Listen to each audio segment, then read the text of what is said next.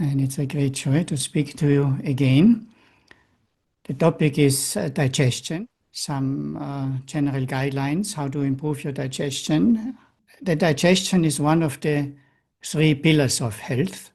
One is the daily routine or dinacharya or brahmacharya, including meditation. The next is the sleep, is one of the three pillars. And the third one is the diet, but not only the diet, but also how you digest your food. And so we will focus on this today. And just to give you some statistical data, which I find interesting, one of the most prominent and renowned medical journals, the Lancet, states that 20% of all deaths worldwide are due to diet. That means not starving, this is additional, but real poor diet. It's quite a figure. And the WHO, the World Health Organization, states that 50% of all cardiovascular deaths are due to diet, to poor diet. And cardiovascular death, this means stroke and heart attack. This is the leading cause of death worldwide. So alone from this, we can see how important it is to have a proper diet and digestion. But this 50% and this 20% of all deaths, this comes from taking too much salt, it means high sodium, not enough whole grains, not enough fruit, not enough nuts, not enough vegetables, and low in omega-3 fatty oils.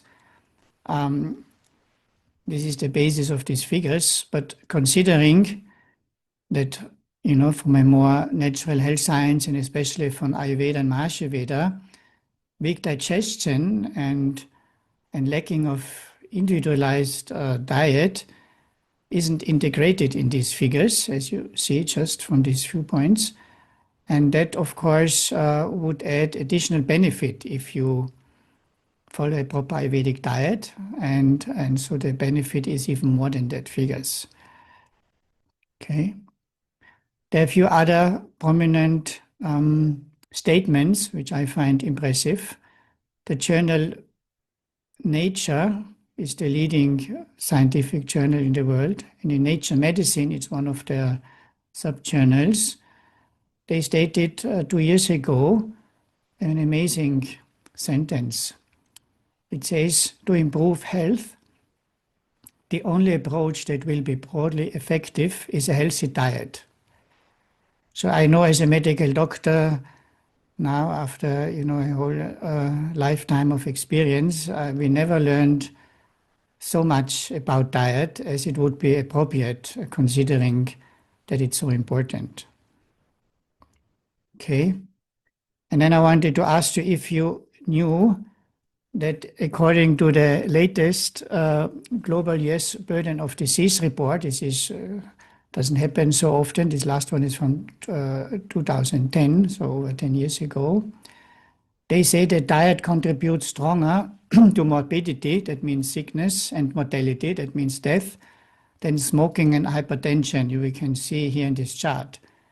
Because we all know that smoking is bad for your health. So many problems, cancer and all of kind of problems, and asthma and bronchitis, and also hypertension is sometimes called the biggest killer in the world because it leads to heart attack and stroke. But poor diet is even stronger than that. So I think that is also something new, that the medical mainstream community is now considering diet as a really biggest burden for our health. So now we have the figures and encouraged to do even more for our diet and digestion. And so I will now go through one slide and cover a few key points that needs to be observed, and that contains also several tips and so let's go through that. So the first thing is the quality of the food we're eating. That's of course very clear. That means we should have fresh food and organic food if possible, and well cooked and so forth, whole grain and so forth, not leftovers and so forth. So that is the quality, but that is not the only thing. Quality is the basis, but also the quantity. Now we come already into some of the problems when even if the quality is good and if you eat not according to your capacity, even a little more, then it will not be fully digested. And instead of pure energy or ojas, what we call in Ayurveda, ama will be created, which is a negative product which causes problem and blocks the schrotas, the channels in the body. So eating the proper quantity is extremely important. We should never eat to our full capacity, not over the capacity, but also not to our capacity. It usually says 1/3 of the stomach capacity should be kept empty even after you finish the full food, the full meal. So that is hard to measure, of course, but you should feel that you could still eat a little bit more before you feel completely full. So that one has to learn and adjust. It needs some discipline, and over time it will be easy because naturally the body has this signal when you feel satisfied. Not full, but satisfied. So this is extremely important. And then, of course, to Ayurveda, we have the speciality to eat according to the three doshas. That means to our balance of Vata, Pitta, and Kapha. So if there is a lot of Pitta, one has to avoid spicy food and do salt and do sour and so forth. And in Vata, not too much bitter food and spicy food and dry food and so forth.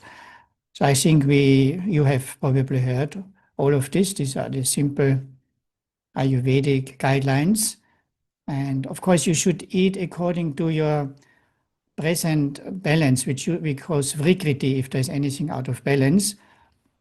Not according always to your prakriti, except if you're in perfect balance with your prakriti, which means your nature. So we try to balance with the food, even the imbalanced dosha situation. If you is a bitter type of person, but you now have a vata aggravation, then you follow a vata pacifying diet. So food becomes then also your medicine. So this is the Ayurvedic discipline, but then we also have the three gunas in Ayurveda, which is these qualities that affect the mind of our physiology, which is sattva, rajas, and tamas.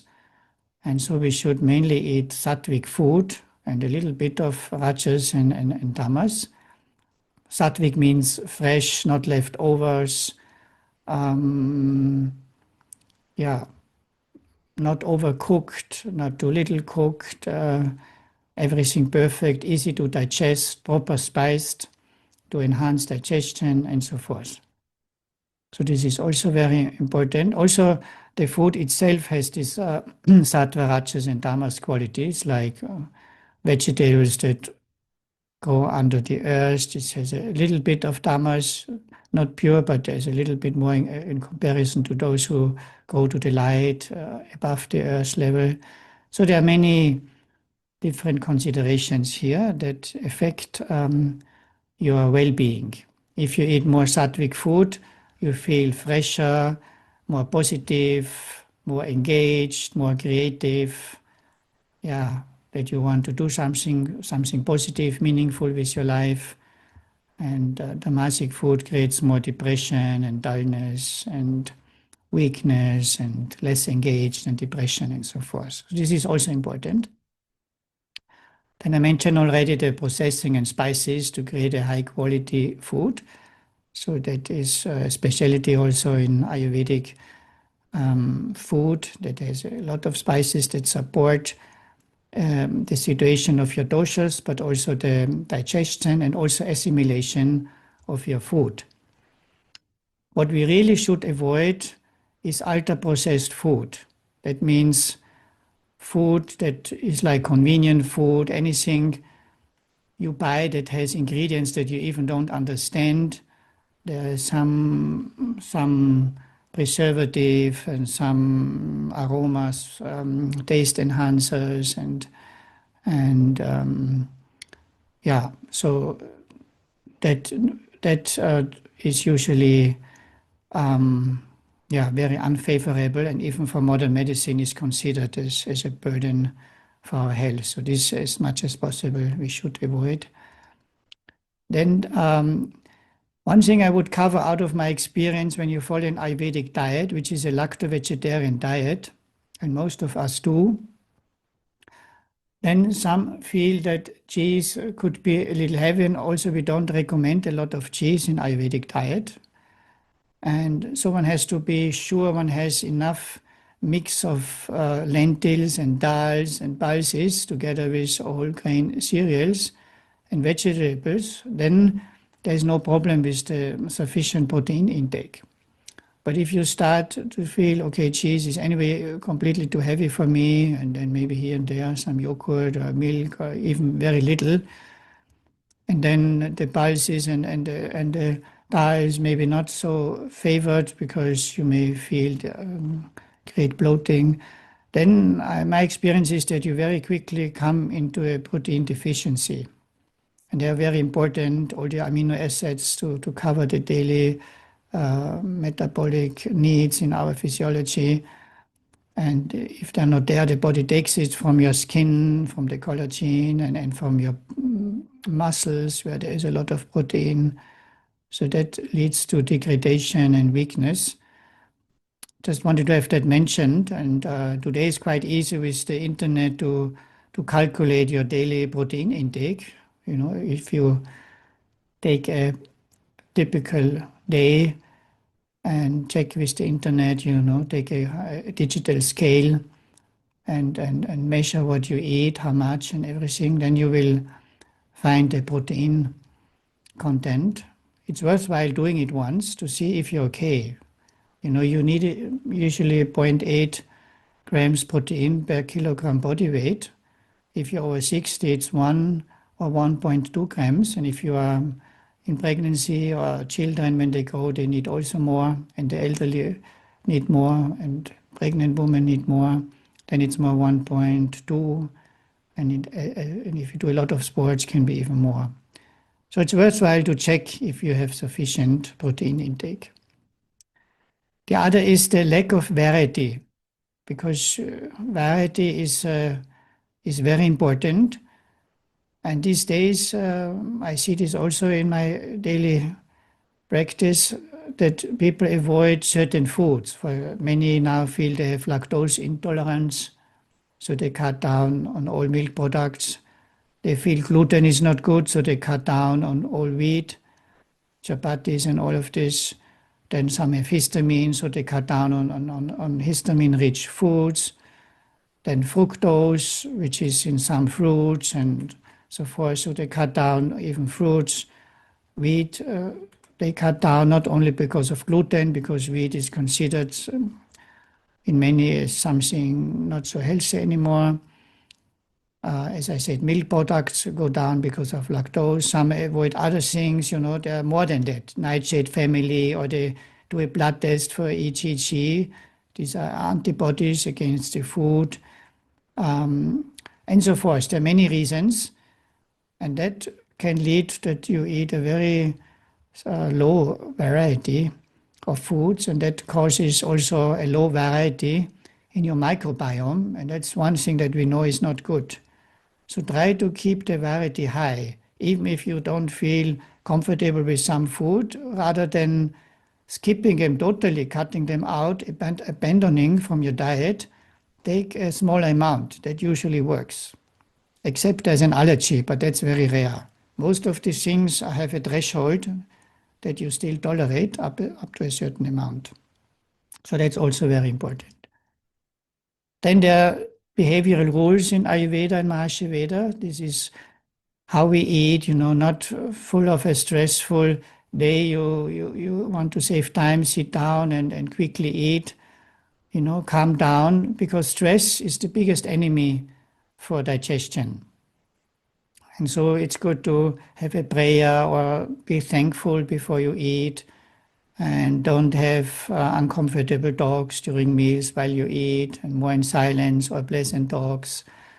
There are many rules like this, and so this also should be observed.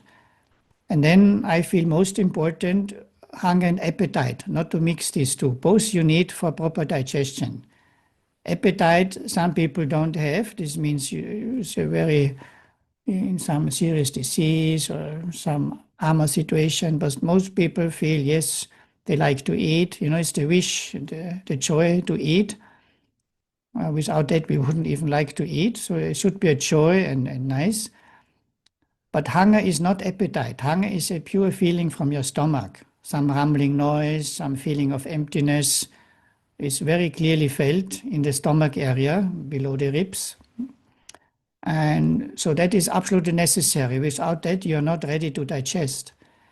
It's even in many cases important to keep the hunger for a while, like for 1 to 3 hours. Kapha type of people, more 3 hours. Vata type, 1 hour, half an hour to 1 hour. So this is the importance of hunger and the difference to appetite. And one of the key factors for proper digestion, because the quantity of food is one thing, but hunger means that also you have Agni strong, and that means the digestive enzymes, they are secreted in a sufficient quantity in your intestine, which allows the food to be fully digested. It even helps when there is some bacterial overgrowth, which is quite common now in the small intestine, that during the feeling of hunger, the enzymes, they are already secreted before the food comes. They would digest this unwanted bacteria, which cause gas problems when you eat. So this is extremely adventurous and beneficial. And of course, you have to adjust your diet to be really hungry for 1 hour. That means the previous meal should be not too close and not too big, so one can adjust. That will automatically regulate also the quantity of how much you eat. When you are properly feeling hungry, then you have made everything right. So it's a great guide for quantity and for sufficient time between the meals. Usually when you have good hunger, you cannot eat more than 1, 2, or 3 times. All this snacking many times in between would be clear is not good. Okay, so that's about hunger and appetite, and that covers also the snacking, which I just mentioned.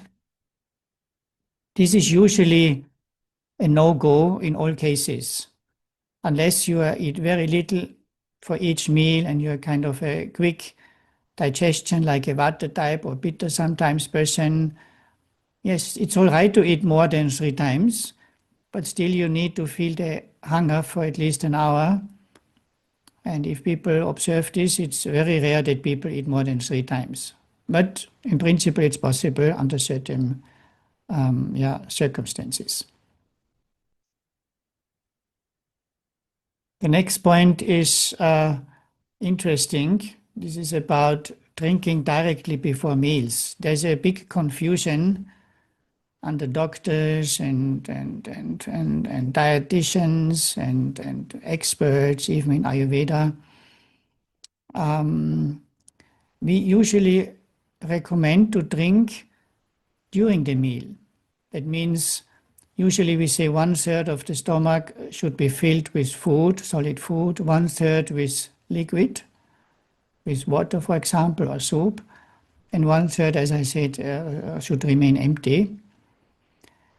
And let's say if you drink directly before the meals, often in restaurant, it's quite usual. You order first something to drink, and half an hour later the food comes, and then you start drinking quite a lot. And if you do this while you're hungry, you basically wash out your Agni, your digestive enzymes from your intestine, and you are weakening your digestion. It's okay to sip water all day long, sipping as we do, but drinking like against the thirst, like a full glass just before a meal, is weakening the digestive power. So that should be observed also.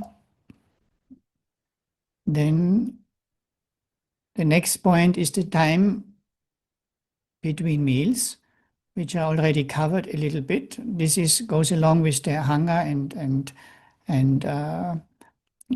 that requires sufficient time of not eating. So to let the body fully digest in the several stages, there is a beginning kapha stage, pitta stage, and vata stage of digestion.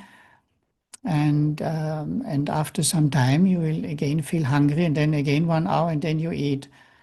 So again, that's why this snacking and hunger and time between meals, this is connected to each other. It's the same problem, basically. But it's very important to give sufficient time. And the longer the gap, the more the body uses this time to purify the body. There's this system of autophagy, which means self-devouring of toxins, of end products of metabolism that happens often during hunger, or especially when you have between the last meal of the day, dinner, or whatever it is, and the first meal of the day, next day. Then there is this process of autophagy, and snacking in between will stop automatically this important process. Okay. So the next point is the influence of stress, which of course we are doing with transcendental meditation. We have a wonderful stress management technique. But just to understand, stress is handled in the body through the sympathetic nervous system. We have this autonomous nervous system that has this parasympathetic and the sympathetic part. And all stress-related activities in the body are handled through the sympathetic nerve, and all the calming down and resting and sleep and so forth is done through the parasympathetic nerve. The vagal nerve is one of the most important, parasympathetic nerve, that handles the digestion. Interestingly, all activities like, on your daily routine and afford some little stress and activity, so there's more sympathetic activity. But interestingly, digestion is regulated purely by the vagal nerve, which is a parasympathetic activity.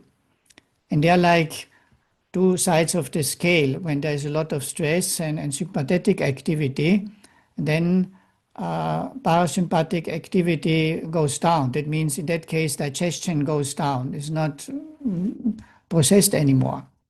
So stress is the enemy of digestion. And that's why it's good we have the transcendental meditation technique to handle that better. But that also is in connection to what I said regarding the behavioral rules and settle down before you eat. Yeah, so this is the important level of stress. Stress is probably one of the major contributors to disturbed digestion and gas formation and all of this. The last thing I want to mention here is this Ayurvedic terms, Agni, Ojas, and Ama. Agni is basically the digestive power that we have in modern terms, the digestive enzymes and stomach acidity and so forth. And Ojas and Ama are the two opposite values. Ojas would be the desired outcome of digestion, which is pure energy. If you're full of Ojas, you're full of joy, full of energy, you radiate bliss and happiness, and whatever you say is better received. And Ama is the opposite. It means undigested, and then it's degraded by the body, by bacteria, and there's gas formation and toxins, and they are absorbed to the physiology and create tiredness and dullness and all kind of joint disease, respiratory disease. Asthma is one of the leading problems for most of the disease, actually. So by following all of these points that I've mentioned here, then you will have a strong Agni, produce a lot of Ojas, and have very little Ama formation.